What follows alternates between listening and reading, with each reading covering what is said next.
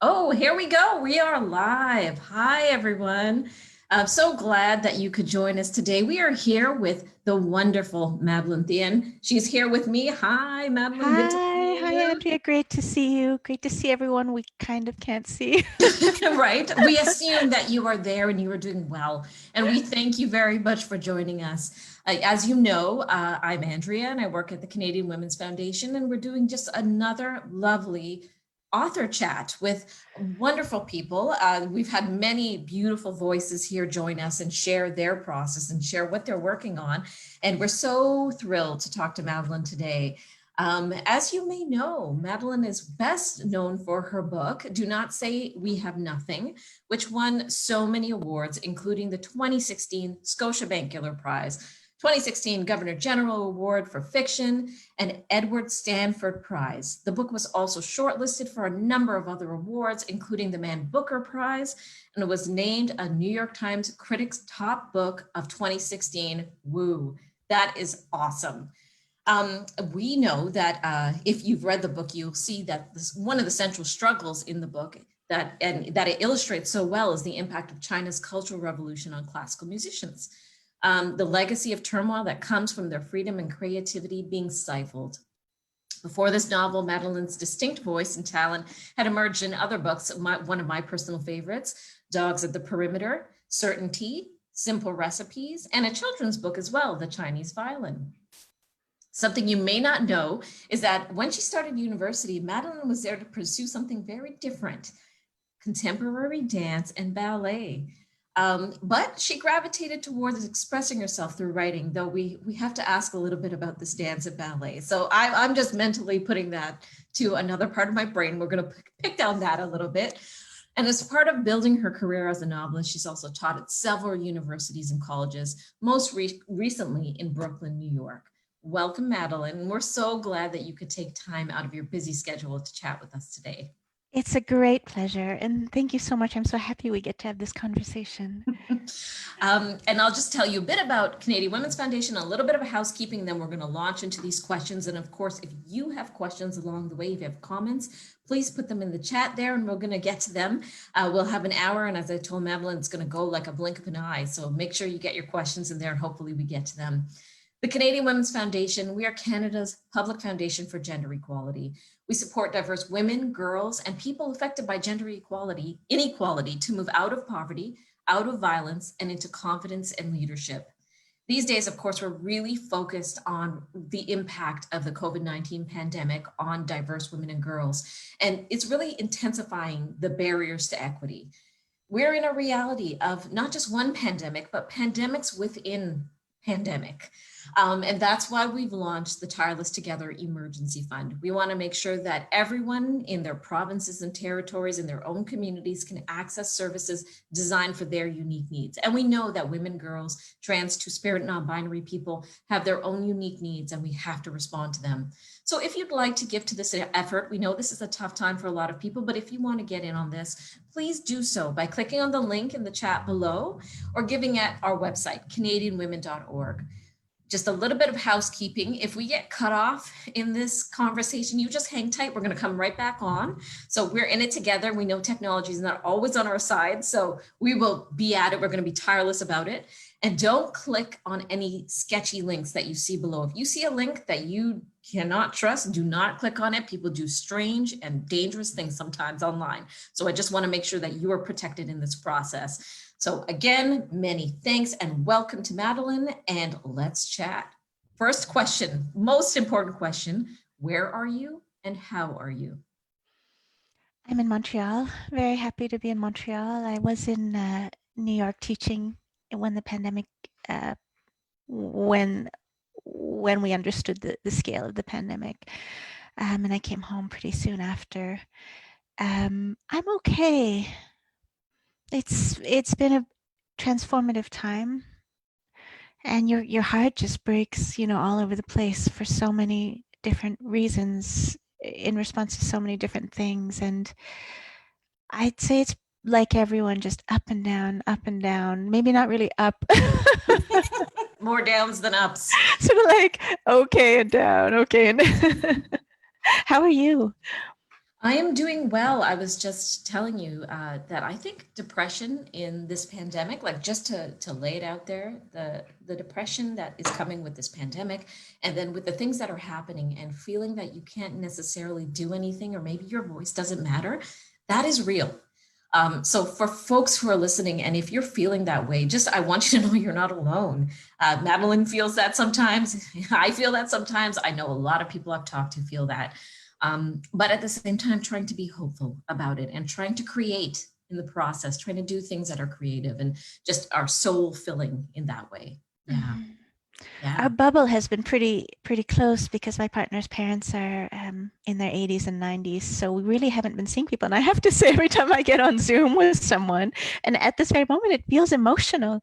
Yes. You know, it's because I Yes. really haven't seen very many people socially. So this is like, There wow, you go. human Right. Human on intimacy. screen. Yeah, yeah, yeah. Well, if I get teared up, it's because I'm so excited to speak to you. So please just ignore me. But it's also because I think, as you're right, the human contact, we're missing that these days. So I know that you've been both teaching and working on a new novel. Can you tell us a bit about that book and what stage it's at? Give us an insider peek. Um, it's a book that keeps growing. I really wanted to write a nice, slender Yeah. novel, just something really, yeah, one could hold in one hand. It's not turning out to be that way. It's a kind of speculative historical future novel Oh, cool. that moves between four times, but that are all happening in one building. And the times are, I'm sort of following the lives of um, the Chinese poet Du Fu, the philosopher Spinoza, and the political philosopher Hannah Arendt, but I've moved them into a whole other time and space. And it's been very challenging, but incredibly demanding intellectually and incredibly emotional because of what each confronts at different points in this narrative. It's been a big learning curve. Mm. I'd say I'm halfway, um, but I can see the end now. Yeah, yeah. So are you in what they call the mushy middle? Do you feel that you're in that mushy middle? Been in the mush for about 4 years. At some point, I had 80 pages that I was ready to throw out, and I Oh, sent it wow. to a close reader, a friend, and he said, "Don't throw it out until I've had a chance to read it." And I sent it to him, and he was like, "Yeah." He endorsed throwing it out. He Okay. endorsed the throwing out, but he could see where I Okay. was going. Like it was like it's taken me a really long time to find the ground, and I think that the world building in this novel is very intricate and very intense. Um, and I had to fully commit to it, and it took me a long time to just say, "Oh well, there's nothing to do but to dive right in." That's right. You Yeah. write through it, right? And I think that's actually your strength is the world building and the character building and just making it feel like you're immersed. So I totally, I have to say, I am no expert, but I'm going to tell you, you have my full endorsement to write a huge, huge novel, multi parts, arm-breaking novel, and I will read it. I promise you, I will read it. This sounds awesome. Speculative fiction with all these different voices. Wow, you are awesome. That sounds amazing. I found myself really interested in why we believe what we believe, and I was also really interested in who who's out to inherit an intellectual tradition, and what happens when you are not the inheritor, and yet you need it because it's part of the context of your thinking life or your living life, and then how do you, I don't know, how do you live with something that is so distant and yet so intimate? That's what I'm trying to grapple with in this book, I think. Amazing, amazing. So let's move to the book that I think a lot of people did read. I know that our team really relished it at the Canadian Women's Foundation. Do not say we have nothing. So we heard that you traveled to places like Berlin and Lisbon as part of your character research for the book. Are there other places that you were planning to travel but can't now because of the pandemic? And how is social distancing in this new process of writing another book, this incredible book that you're describing, how's that influencing your writing now? Mhm. Yeah, I was, you know, I'm quite restless. I love the humbling experience of being out of my comfort zone. And another piece of the book has to do with Hong Kong. And so I'd spent some time in Hong Kong last year and was hoping to go back. So that's one place I would have wanted to go back to for many reasons, and China, but that just is impossible for me at this point. And I think it's okay. I think there are still things maybe the thing is, you know, when you go someplace to look for something, you end up discovering what you didn't know you were looking for. And that's what I miss. That's, I think, that can only happen in the place itself. And now I'm having to do that in kind of the chambers of my head. And that's been a really powerful experience. I know through the pandemic, I wasn't able to write so much March, April, May when I was still teaching because the intensity of the situation. But come June, the book is hard, but there was something about its difficulty and its intricacy, and that I couldn't see it, and Mm, that I was still waiting for parts of it to really trust me and start talking to me.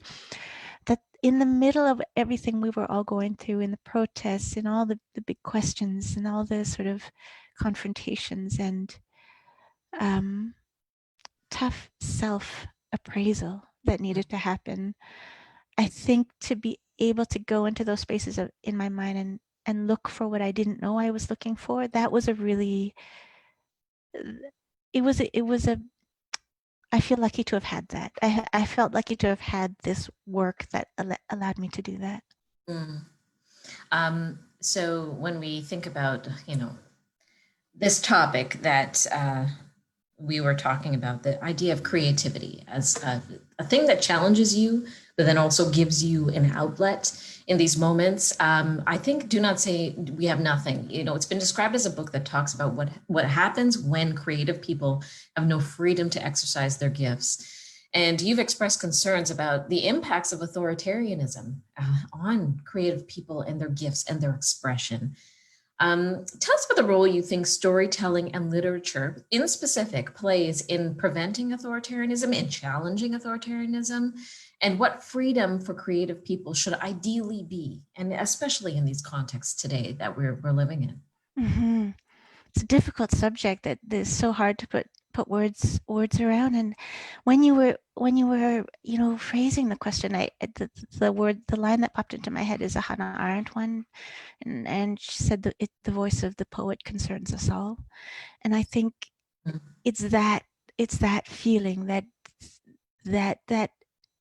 what art, literature, music, creativity, all things in which we try to make sense of our existence, our societies, our relations with each other, and where we're kind of moving between recognized thought. We're kind of in this space where we're trying to articulate something that we don't feel around us, and yet that is ever present. mm, Or was that? I mean, that wasn't a good way of phrasing it, but it's when the poet names something, and finally we can see it.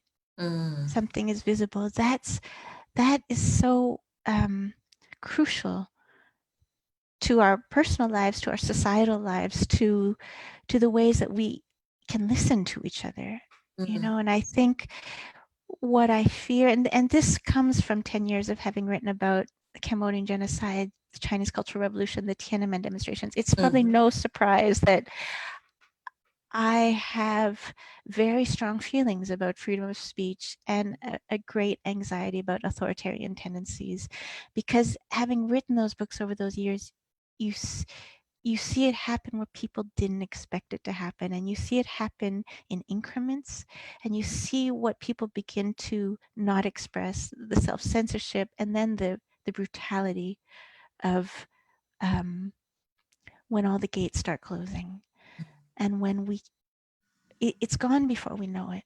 And that's I think something that in this vocation of writing, in the continuous effort to try to name things, to try to hold even like momentarily a way of seeing just how fragile it is. For a long time, I thought I was writing against these things in response to what was happening elsewhere. and I think the encroachment, because it's such an interconnected world, the encroachment of authoritarian tendencies is in the air right now. And I think it's a frightening place to be when we're afraid of each other. And I kind of refuse to go along with that. I really trust my I need to trust my fellow citizens that we have the capacity to have difficult conversations about what we want our society to be. And we can get there together. I without that hope, all philosophy, all literature, all art, what is it for, in fact, Yeah.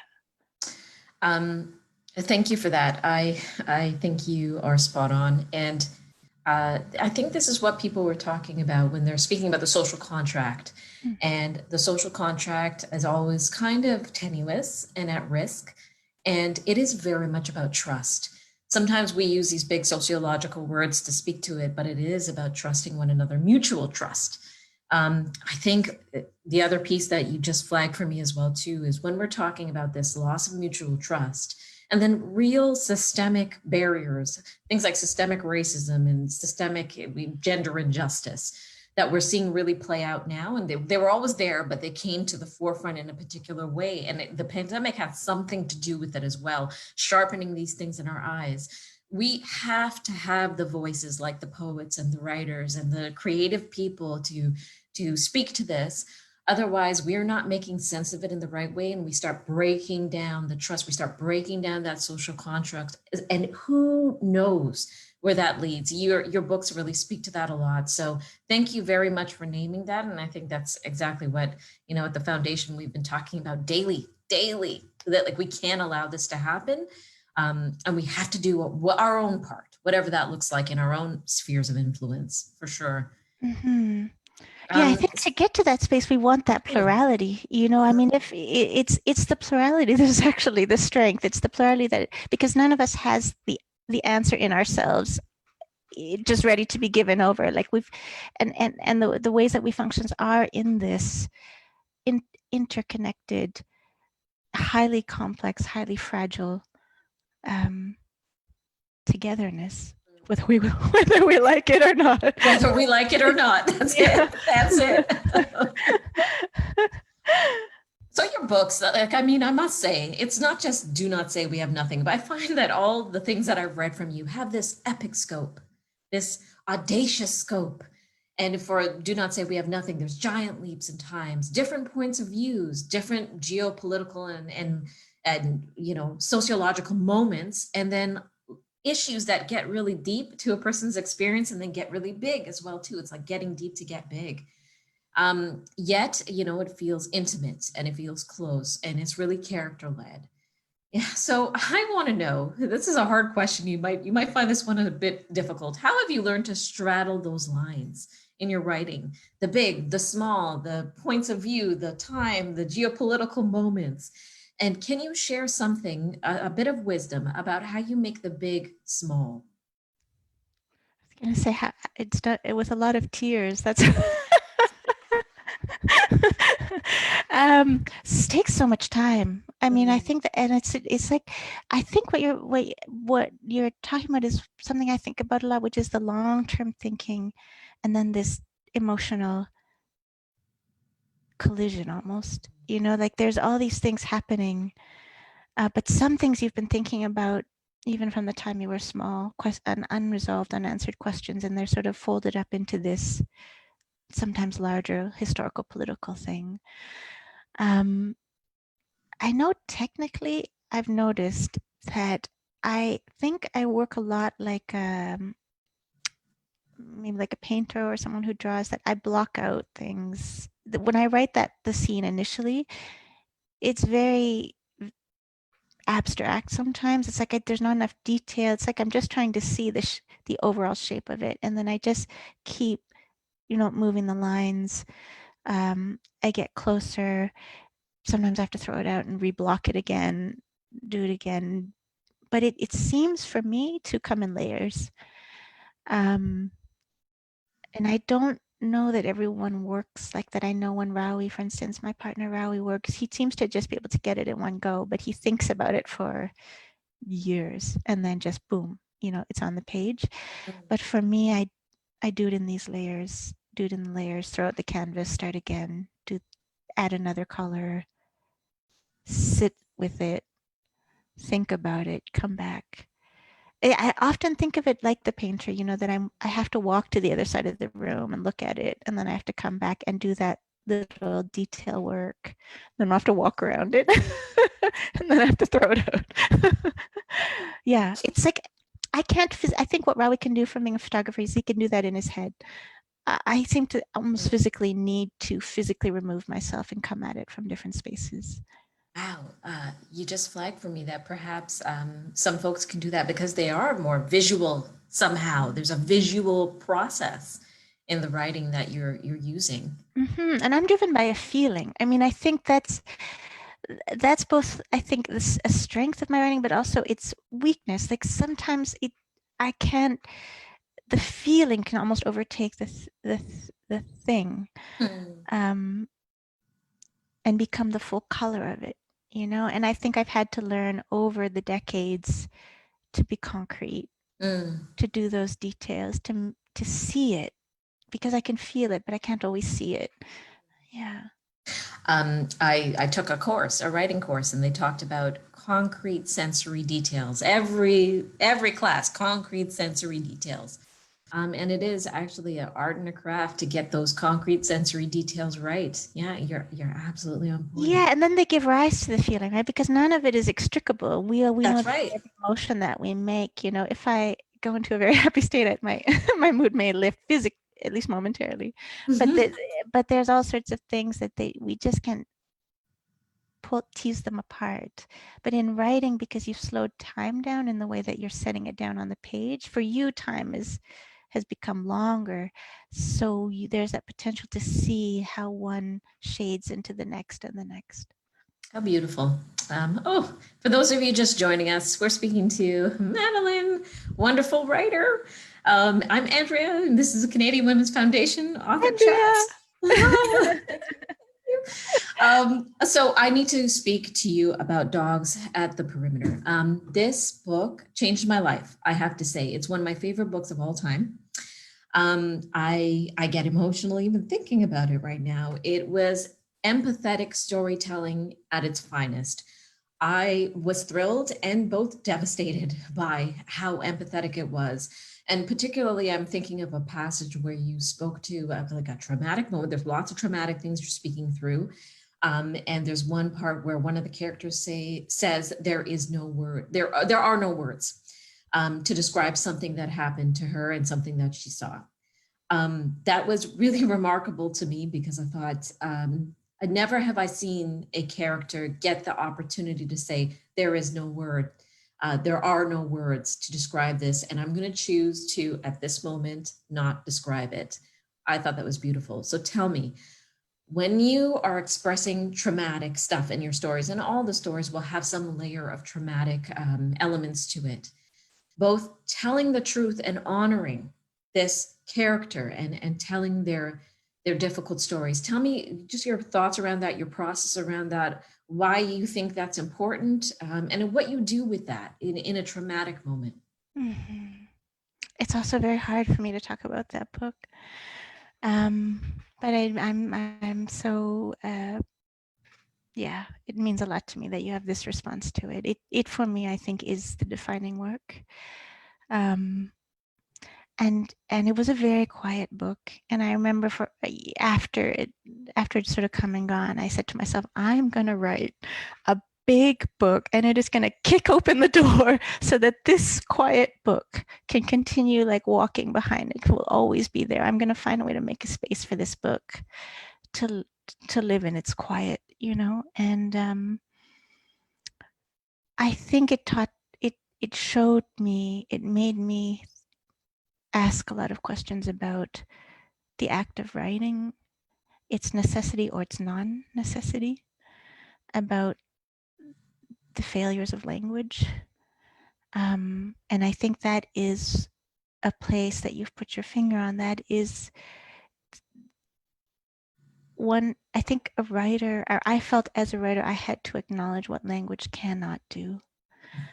And I had to find a way to convey to the reader in this communicative form, a novel, a book that is so dependent on one line after another. I had to make the rupture, because it's about the Cambodian genocide. It's about the long afterlife of the Cambodian genocide, and we cannot ask a work of literature to hold this, and that is something that I felt needed to be clear in the work itself. It is like a tiny drop of what we need to know, or what could be said, of what people of my generation, of people alive now, what they lived through, and has been so cast aside to this corner of history, as if Cambodia is entirely responsible for what happened. I mean, it's such an amnesia of history. So I know I've sort of lost the thread of your question, which is about how to, one thing that frightened me when I was reading is because there's a lot of contested history. Yes. And so I made sure that every historical piece had to be exactly accurate. There could be nothing astray, and it meant that I was going for a kind of clarity, and even a kind of, I don't want to use the word, but a kind of purity of language to distill it. But I also understood that clarity of language, it comes to the reader as something beautiful, because clarity and beauty also overlap in a way. Something that is vivid in its distillation will come to us as beautiful. Now, how do you write horror with clarity and against beauty? It's a contradiction in terms almost. It's not possible because of the way our language and our minds, the way we receive language. And so that was always this kind of space I was trying to make sense of. And I felt I was guided by her, by Janie, that what she could describe, she would describe for us. What she could not, she would not. And it was a kind of respect of the space. What she needed to forget, we would, yeah. But it would arise in other ways in the text. That was because it arises in a way when she writes or tells or goes into the story of James and Hiroji. What she can't say about herself becomes threaded into the stories of others, and it's a kind of carrying on what pieces one is able to carry on, sometimes in surprising ways, which is, I think, an idea that followed through into Do Not Say We Have Nothing.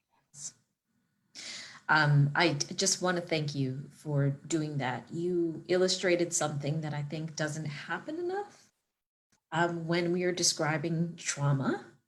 And sorry, I'm getting a little emotional because it was so beautiful, and it just surprised me. And I would really recommend you folks, if you haven't read that book, you must read that book. Don't just let this latest book or the latest work dazzle you. It's beautiful, it's dazzling, of course, but do read this beautiful book that walks behind Madeleine's other books, because it was revealing and it was just gorgeous, and it felt very important. It was an important work because not only is it something that really happened, but it didn't happen long ago.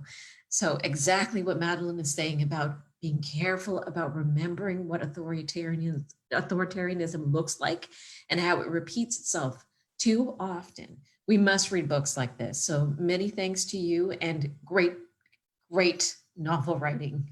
Really, you crushed it. I love it. So all Yeah, that aside, that woo, little book. Yeah, yeah. yeah, it's a beautiful It's a book. survivor, that book. It just It is. keeps, yes, yes. It keeps coming back. You see it reprinted, and yeah, it keeps coming back. And let's make it come back. I think it is so important, and nowadays it just feels all the more relevant for us to think about. So speaking of all your books, if you could put one book of one of the books that you've written in the hands of one person, what book would that be, and who would that person be? Oh, and who? That's the harder part, because I definitely dogs at the perimeter, but who? Who needs to read that book right now?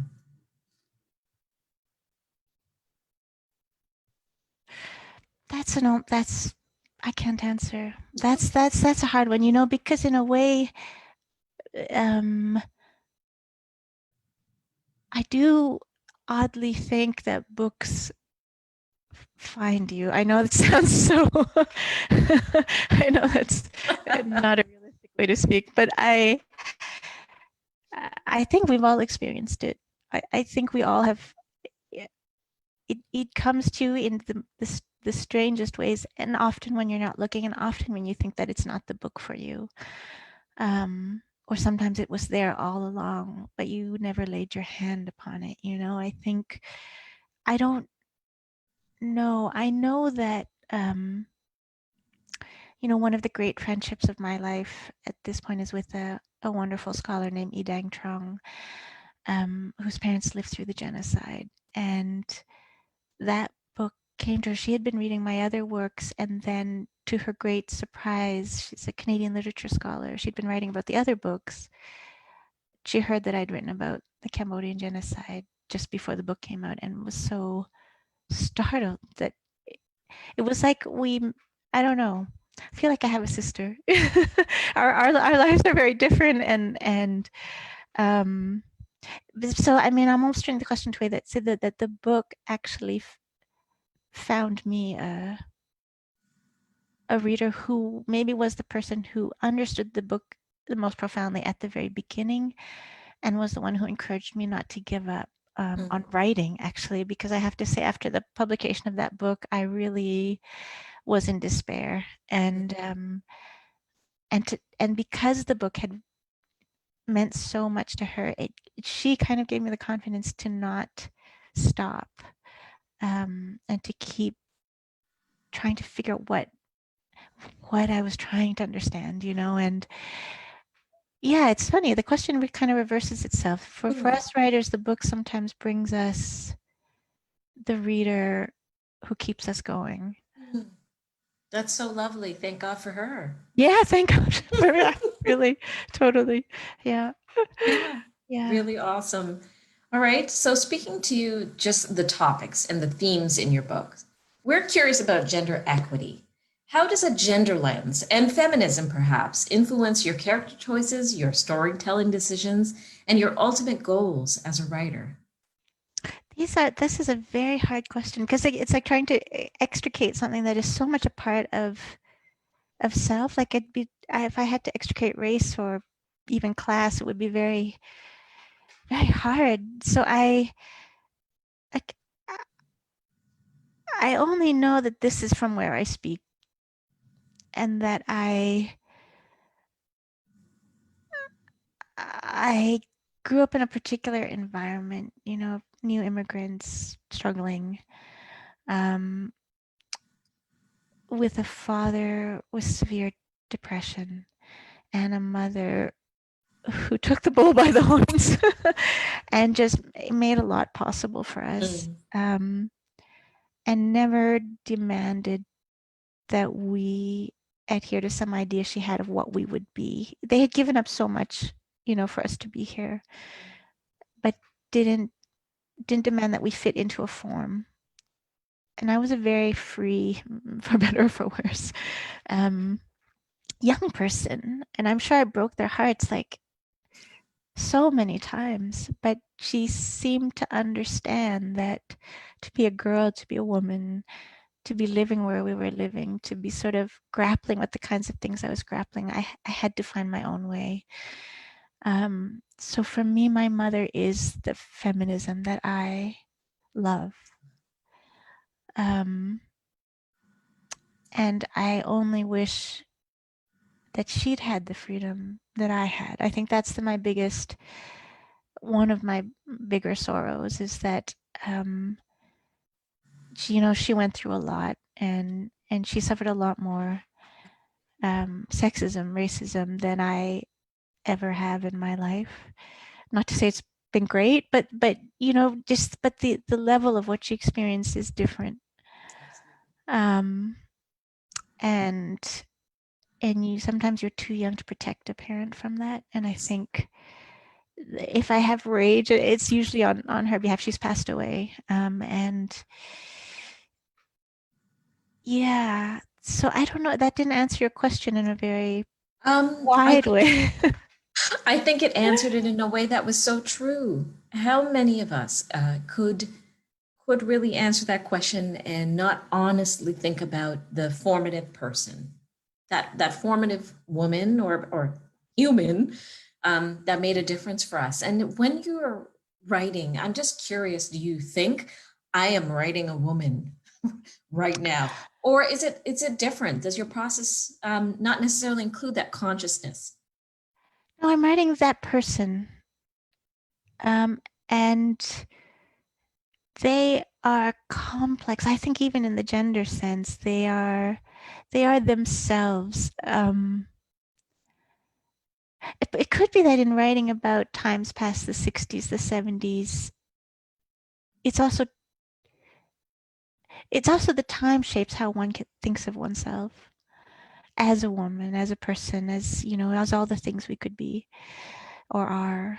And that's kind of what I'm trying to get near to, because it's both the ability to see oneself and, of course, all of our incapacities to ever really see ourselves. It's that sort of that space that you're moving in. It's a really great question, though, because I know that when I write particular people, say when I was writing Big Mother Knife in Do Not Say I Have Nothing, I mean, Big Mother Knife was so the woman of strength and integrity and terrible jokes, and she just is so in your face, but in a way that for me, yeah, there was no extricating the fact of her being a woman and her being who she was. They were all like of a piece. Same with Swirl. I think with that generation, it really was clear to me, interestingly, less as they come closer to me, then they kind of,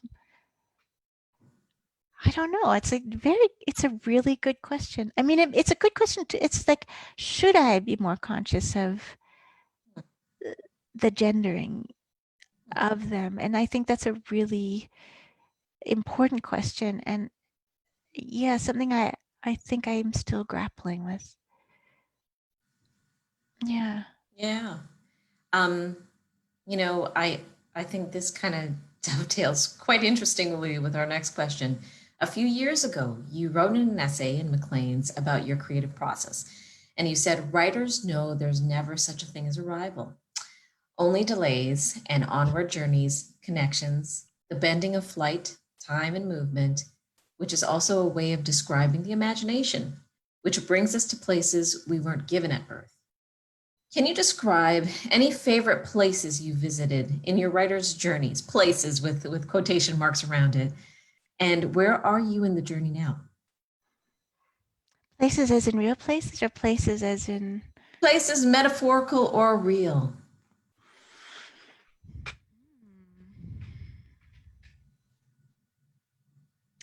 Oh, that's such a great question.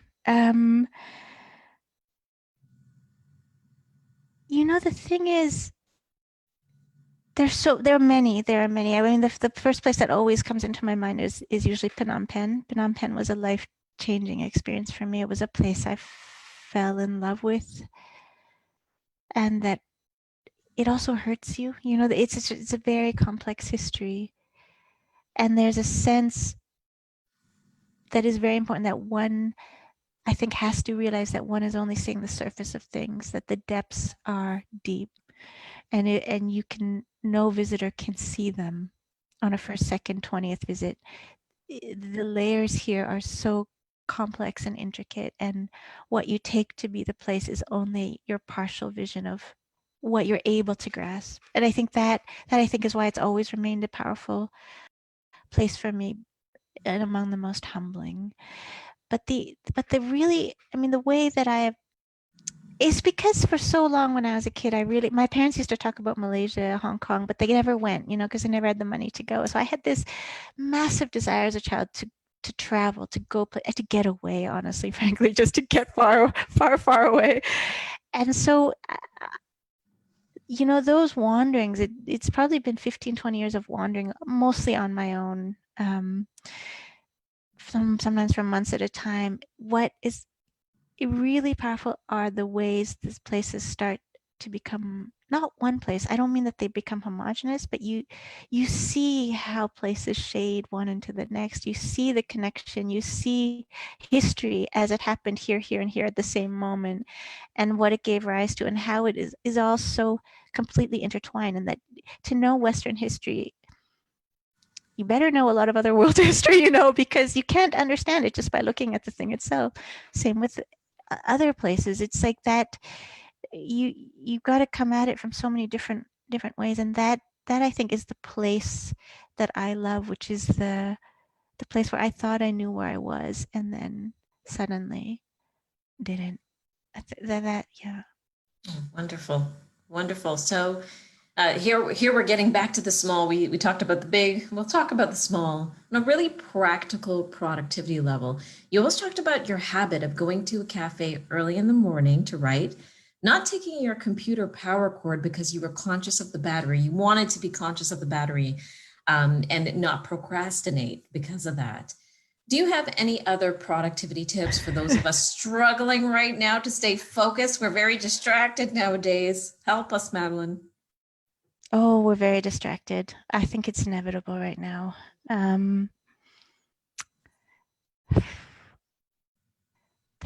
Yeah. Okay. Well,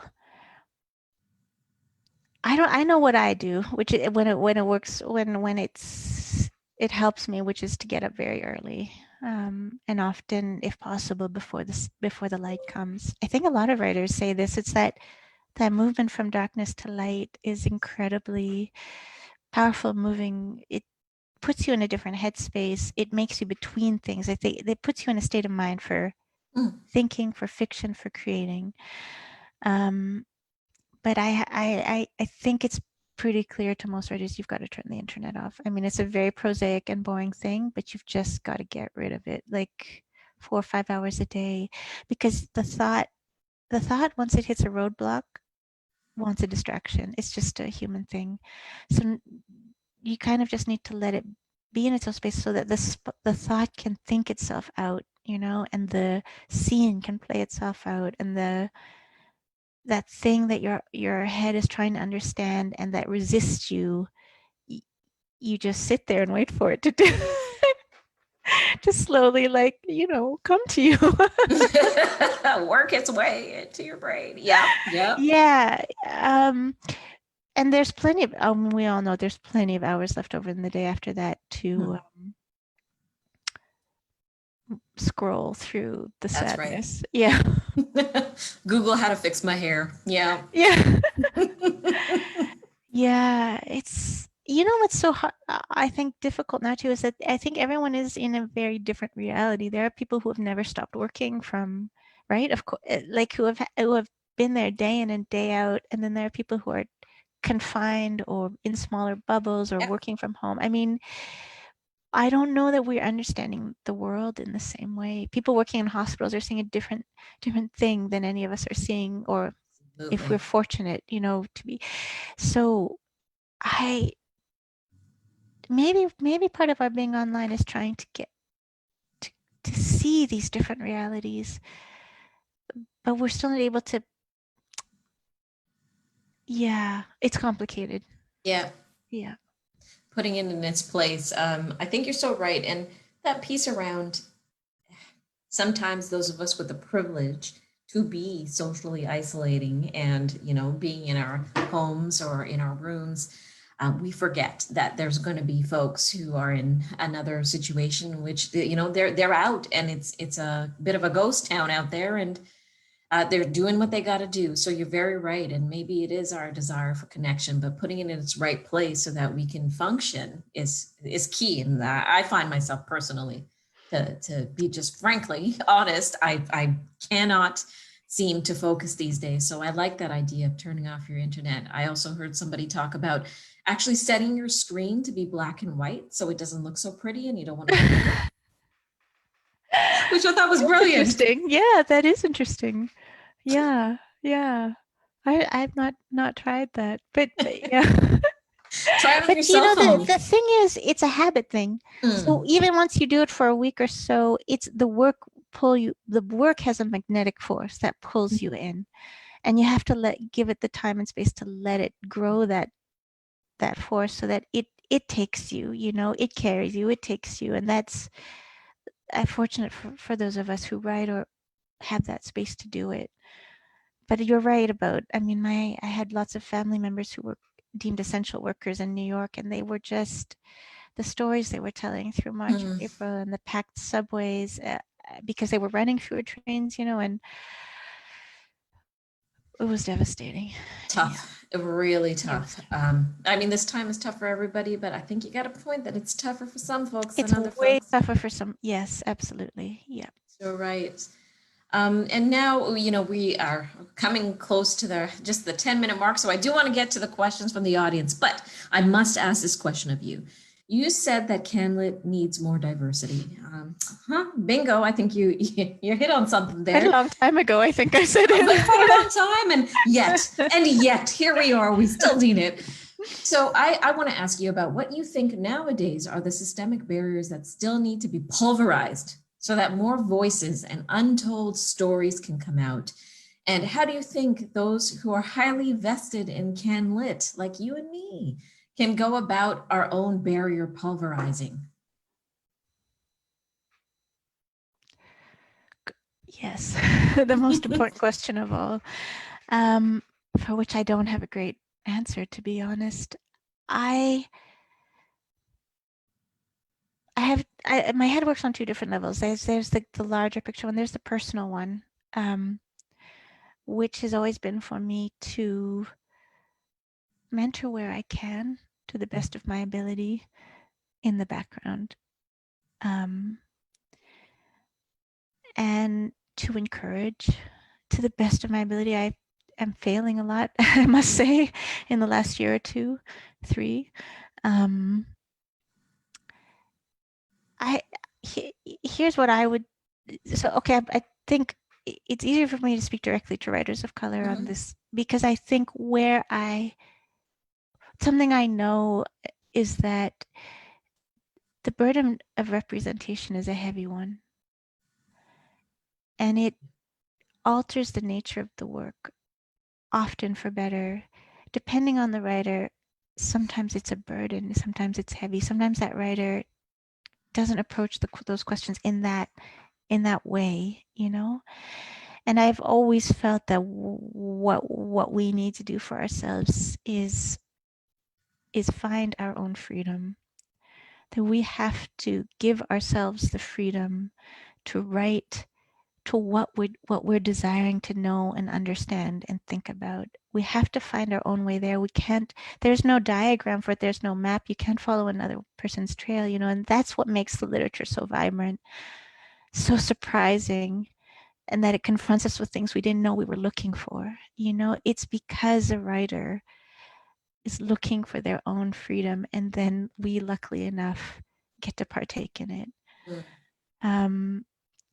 So that would be my feeling. There are lots of things on the systemic level, that we're changing. I think a lot of people have been working towards, slowly, quietly, in the forefront, in different ways. And the other facet of that I've always felt is for everyone is the act of reading, because I think going into the reading with a projection of what you think you're going to find or want to find, or what you expect that person to be able to give you, I think that we can be more open as readers. I think that we can be attentive to what's on the page. For a long time, there was this way of categorizing writers, and then only being able to read them in a certain light. And that was a limiting sometimes, or partial, or just not complete. Mm. Yeah. So I think that's something for all of us, and it's a life thing. I mean, I think over life, over years, we that possibility of perception expands, or has the capacity to expand, and it takes time. Not overnight. These things don't change so fast, but we are. I feel optimistic, and I hope. What I most want is a literary, a community where we really support and can speak to each other, and with respect, um, and knowing that everyone is on their own path, and someone people make these amazing, like, transformative things between works. I mean, you just don't know where one person is going to go, and it's amazing to see a writer come in and feel confined, and then wow, that second, third book, it's just Mm. wow. Like, suddenly you feel them really, like, coming into themselves, and Mm. that's an exciting thing, but there's no map. So you're advocating for challenging a reader as well, not just the writer, the reader too.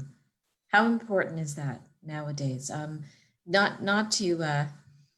Not to be too down about it, but sometimes you'll see a review, or you'll see somebody comment, I couldn't relate to this, but that's a Yes. good thing. It's a good thing you couldn't relate to it. If you only read things that you can relate to, how will you ever be challenged in your perspective? Yes. I totally agree. Yeah. I mean, that can be a frustration, but you know what is, I mean, just say what, do not say we have nothing. It was rejected by like 30 US publishers until it was longlisted for the Booker, when someone who had just sort of not turned it down yet suddenly accepted it, but the feedback in the 2 years, or I don't, maybe it was a year, was always, no one is interested in this. No one wants to know about China to this degree. No, like, this is just too complicated, to this, too ambitious, to what. But what really surprised me is that it was actually the capacity and the desire of readers Mm. for that difficulty, actually, that ambition, that complexity. They actually, people want it, I think. Sometimes they don't know where to find it, Yes. and uh, yeah, that is something the publishing industry, I think, has a lot of responsibility and power in. It's about the way you frame a book. It's the way you talk about the book. It's about Yes. the way one relates, chooses to relate. I don't know. I don't have. We're new. We're in new territory. This. I find myself starting to find a language Mm. to articulate some of these things, because it is complex. Mm.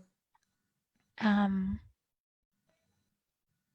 and I do. I mean, publishing is filled with people who love literature and love books. And a lot of people working for very little, working long hours, pushing True. books, against a commodity marketplace that has no space for them. So I also really admire so many people who have tried so hard and are also expanding their capacities right now. It's, yeah, like, we're all in it together. Yeah.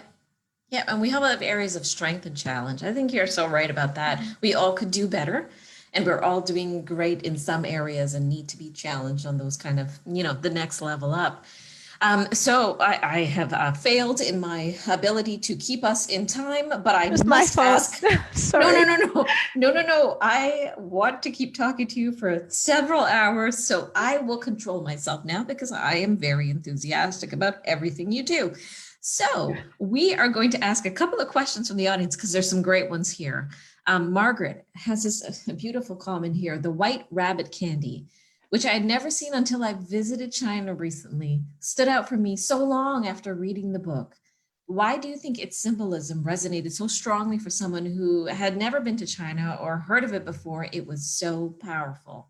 Julie, it's because of Julie. The way that Julie talks about those white rabbit candies, and that it's connected with her mother, and the crackling, and it's candy, like, and that wrapper. I mean, and now Margaret has seen it. You can get them in Chinatown. They're probably the worst thing for you. I mean, there's some just gluey candy, but we love them. I loved them as a kid, and that I was looking for things that would resonate across.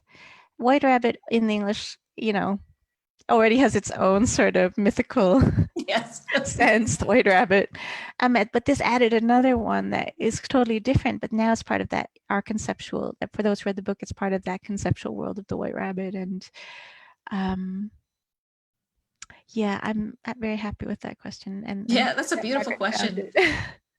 Margaret, you're so on point. I think anytime anybody writes about candy, it does something. There's something about candy. We all have a candy that we remember in our childhood or that was associated with something. So yeah, I think that's also the reason why it might be so powerful. I did quite a lot of candy research. I mean, because actually in China, because of course there were a lot of things I couldn't ask about. Like I could never ask about 89. I was very sensitive with the Cultural Revolution. Sure. But with a lot of people, I would just be like, what kind of candy did you eat as a kid? And what was the wrapper like? And where did you get it? And what did it feel like dissolved on the tongue? And it brings up a whole other bunch of memories unrelated to candy, related to the world they grew up in. And yeah, candy was powerful. Candy is powerful, folks. You heard it here. Write about candy. If you don't know what to write about, you need something to kind of stir up the juices. Candy. All right, another question from Rivka. When CanLit is led by folks with a familiarity, I can't even say the word, familiarity and understanding of a particular cadence and a rhythm of storytelling, do you think they can recognize talent that sounds and feels so different? I think everyone has the capacity to. But you have to know that it's missing. Like you have to know that you have a way of reading, you have a way of judging, and it's built by, it's kind of related to my question at the beginning. Why do we believe the things that we believe? Why do we respond to the things we respond to? Why do we recognize beauty in this way and not that? Why, what? So everyone has their own branch-like tree that has led them to this way of seeing. And it's knowing that you do. I think that is part of half the challenge, is recognizing that it is a very particular thing built maybe on a very vast canon, but there are many vast canons, and while you were reading the question, it reminded me, because my students had asked me a similar question. They wanted to know if I'd ever been edited by a person of color. And I said no, and they wanted to know if I saw that as a lack. How interesting. And it was it's an emotional question, because I'm very close to my editors. I was edited by Ellen Seligman, who passed away. I'm edited by Lynn Henry. They made so many things, possible for me. My answer was that I've always seen it as the thing was, there were things that only I could verify. There were things like writing about Cambodia or China that I didn't have that feeling of someone who intimate with the culture, and that would be there to catch things, to be like, actually, you could think about it this way. That, like, there were certain things in which the weight of getting it right, and because it was so important to me to get it right, felt so heavy on my shoulders that I had a great editors around the literary qualities and all sorts of other important things, but there is a cultural weight that sometimes you're very alone in, and you have to reach out in different ways to other people to, but in the end you're carrying it. I think that maybe was sometimes hard, that I sometimes wonder, for someone who grew up in like the same kind of socioeconomic class with the same kind of background and the same similar books on the shelves, that they would have this mirror, but then again, then they would never feel that weight. And I think the weight has made me a more detailed, a particular kind of writer, because I had to know for myself. Wow, that explains so much. That explains so much about what I read in your style, and in your choices. Wow. I've come to a bit of an epiphany just hearing you say that. It feels like that weight is, as you said, sometimes a burden, sometimes a gift. It can be both, Can and be we can both. take it as both. We can take it as both. Mm-hmm. And that's okay. These things are contradictions and they live within us, and you can be uncomfortable with it and love it at the same time, and kind of work it through. And it's that rub that sometimes perhaps produces the great storytelling that we look forward to, and we look for in a great book. So oh my gosh, I could continue talking for you for forever, but I want to respect your time. It is now past 5:30, so let's thank Madeleine for her time, her clarity here, her sharing and opening up her great brain for us to pick. And thank you very much for your writing. You are a treasure in literature, in CanLit, and in diverse CanLit. And I just want to thank you. You've been a real inspiration to many of us. Thank you for joining us today, and thank you for sharing with us. And as we close, Madeleine has been just so lovely. And I think one of the things that we have mentioned a lot today is the pandemic and that impact that it's having, and differential impact on different people. Different people are experiencing this in different ways. And at the Canadian Women's Foundation, it's been very important for us to look at the gendered impacts on women, girls, two-spirit, trans, non-binary people who are facing the impacts of the pandemic in unique ways and in many difficult ways. So that's why we were fundraising for the Tireless Together Fund. We opened up this fund, and folks have been very generous and given towards this. And we're asking you today, if you are still able to give, or you want to give something new, please do so. You can go to our website at canadianwomen.org, and you have no idea how important this is, and how thankful organizations have been that we support all over the country have been to get this support right now. They need it. And I just want to thank you for being so generous at this tough time for a lot of people. So again, you can click on the link in the chat below, or you can go to our website, canadianwomen.org. And in the meantime, folks, I just want to tell you, take care of yourselves. Make sure that you continue to create and do all the things that you got to do to get it out. Take Madeleine's advice.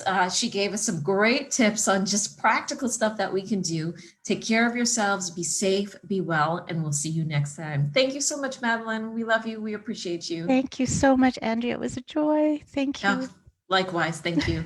Bye. Have a great day. Bye.